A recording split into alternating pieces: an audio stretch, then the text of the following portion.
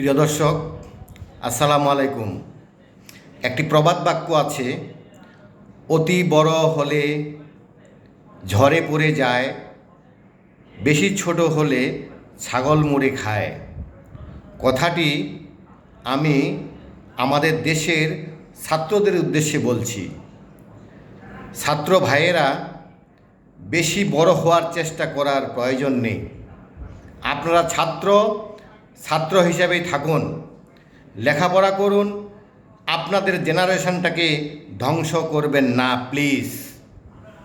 এভাবে চললে আপনাদের জেনারেশন ধ্বংস হয়ে যাবে।